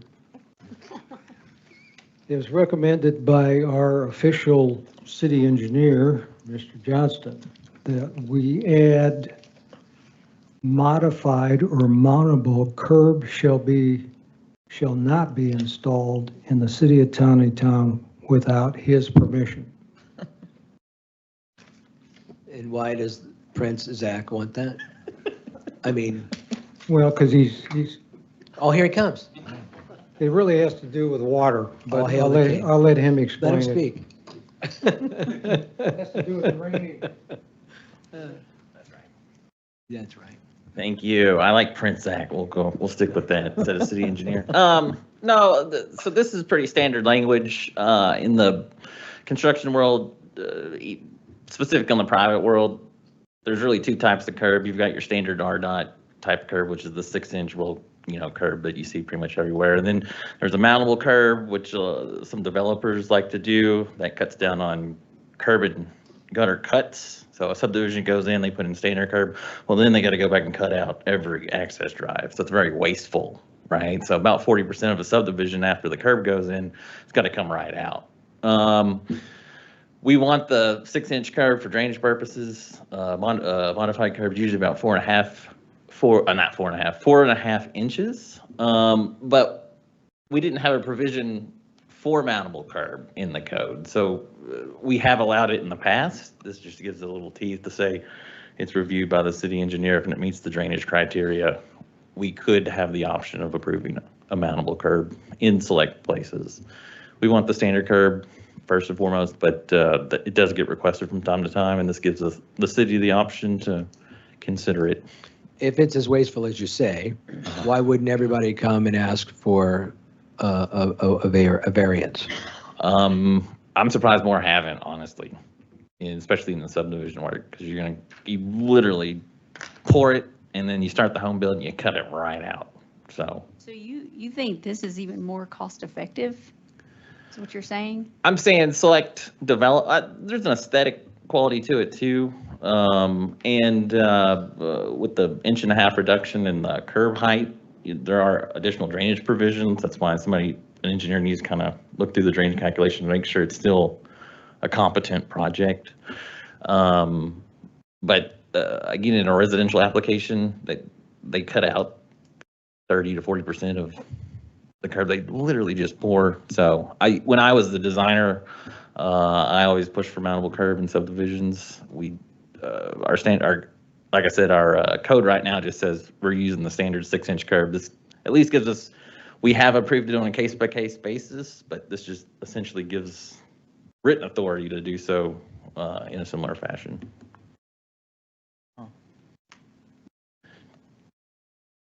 I'm trying to get my head around a mountable curb. Sure. What's a good example? PUD out there on Clink, right above South Point. What's that one called? Hickory Meadows. Hickory Meadows is mountable curb if you want to go look at it.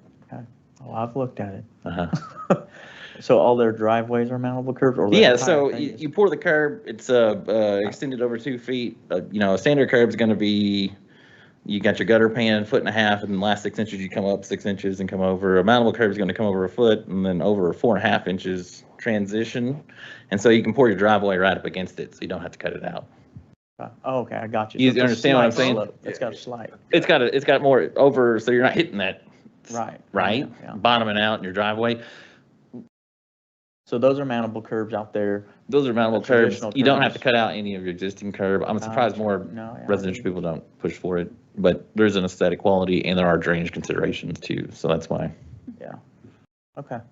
it's my See, I take. didn't, no. Thank you, sir. I don't know, South Point standard or mountable, it's been a while since, I think it's standard, so if you want to see a contrast, I know the road in between the two is standard curb, so if Gotcha. you want to see a contrast, you can drive the road Right and go into the where that chicken subdivision. house is at. Uh-huh. Okay. And so what exactly do you want us to do here, Zach?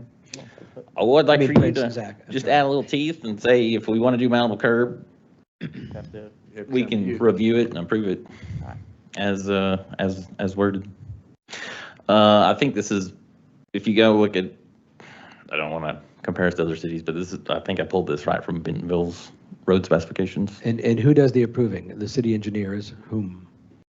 At this time, it's me. So in the future, it could be somebody else, whoever the designee city engineer is.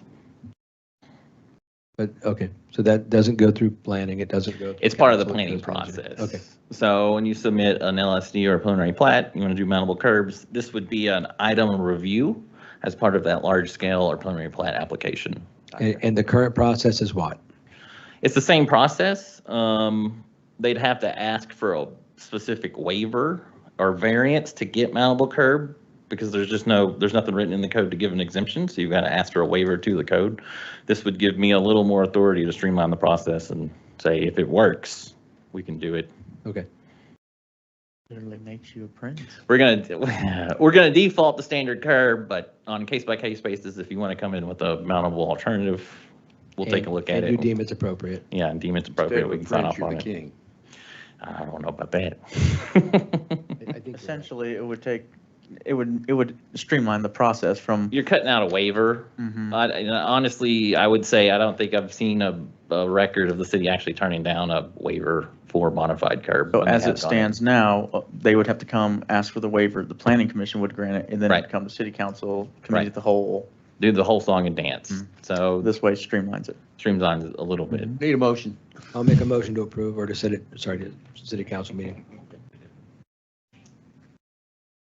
Second. Roll call. Amber, Yes. Daniel, Yes. Tim, Yes. Mike, Yes. Larry. Yes. Moving to city council. Next, we have a discussion of a final plat resolution. Yes, as you know, these are usually cleanup efforts, and I think we have a good format now that everybody's happy with, correct? Are you happy with it, Daniel? Okay, I'm just checking. Again, these are basically these incidentals that we do in-house. Anybody have any questions? I don't have an answer for you. I'm just up here. This seems like this came relatively sooner than it has been in the past. so We've had a I lot of appreciate these, that yeah. we're doing them more frequently. So you don't have details on lot split or, all that, when it says lot split down there. One says property line adjustment. Right. Yeah, these are lots. Most of them are lots, some are property line adjustments. It looked like a couple of these may have been outside the city limits, like the Denver Holdings. I mean, I think it's. Probably. Yeah, it's, I think that South was a Harmon. courtesy thing that they brought forward. yeah, I just wondered kind of why they came to. By the way, I tell you what, I know what's going down with our legislatures, but it could be that, there won't be any planning going on, no zoning, no nothing. It's a free-for-all, be like on the, I don't know. I don't know what the heck's going on down there, or who's running or what, but what a mess. Hey, they never cease to amaze you with some of the stupidity they come up with every 2 years. So there's going to be some good stuff, but these zoning. They've changed that things are because just back when I was back, unbelievable 20 years bad. ago, they vetted all that stuff. You wouldn't even actually get a hearing on it, or even set a bill in. Somebody was basically just throwing them out. They're throwing stuff in there that's just unbelievable. But anyway, I've had some heated conversations with some of our representatives, and they adamantly disagree with the fact that I disagree with them, but. Well. Okay. So, motion? I make a motion to approve Move to city or council. move to, yes. I'll second it. Roll call. Daniel, Yes. Tim, Yes. Larry, Yes. Mike, Yes. Amber. Yes. Moving on. Item 0, or O, I'm Oh, sorry. yes, Oh, yes. yes. Motion to approve. Motion to approve I love it. the, Move to city council. I'll second that. move to city council, the The updated, amending the agenda. Just word changes, Yeah. right? Yeah. You already have a motion and a second. I'm just kidding. roll call. Tim, Yep. Amber, Yes. Mike, Yes. Daniel, Yes. Larry. Yes. That's the way we get it done, Mike, right there. Sorry. Yes. So, next we have comments from Oh, our, no, we have no. one more. I'm sorry. We have P, which is the February 18th, 2025. Did you do both I'll of make them a motion to together? approve. You put them together. Okay, never mind. I apologize. Never mind, I withdraw my motion. Should we, Comments Yes. from our council. Mike, oh, I don't have anything tonight, sorry. Daniel. A- I have no comment. Amber, No comment. Tim. Yes, comment.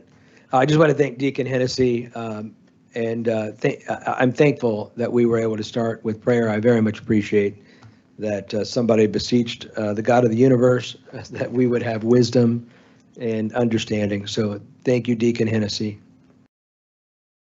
I have nothing. Thanks for everybody that showed up here. Huge crowd and all their input tonight. So, Mayor, you have anything? Yes, I do. I was specifically asked to let everybody know about the Police Academy, which will be beginning April 17th.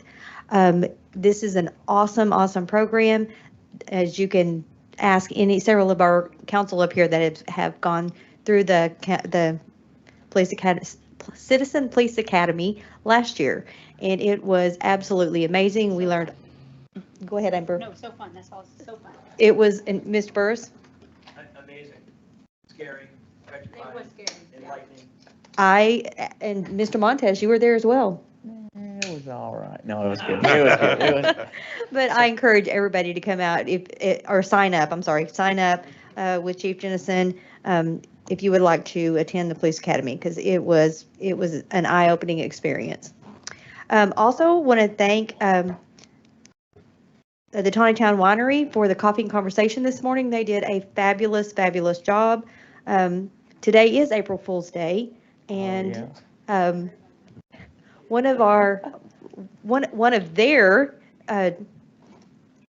their April Fool's jokes was they took a sponge and they dipped it in chocolate and they sprinkled it with all kinds of confetti on top and put it out for a treat. And it was it was an April Fool's. And I believe Mr. Montez got a big bite of one. is it okay? Are we able to go back and like revoke their liquor license or anything? I don't think so. Good as it looked. Does it look? It looked delicious. Yeah, I grabbed one and thought I'd snack on it and they got me.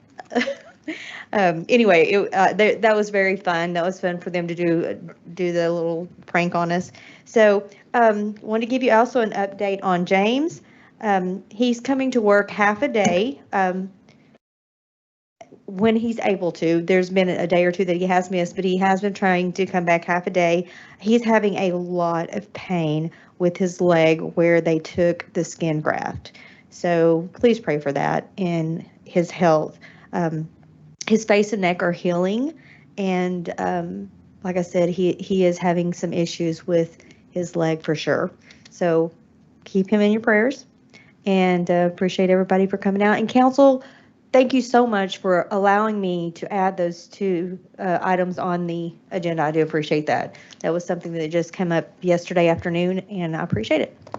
I just want the mayor not to get used to us adding things at her request, but now I see adjournment. All in favor? Aye.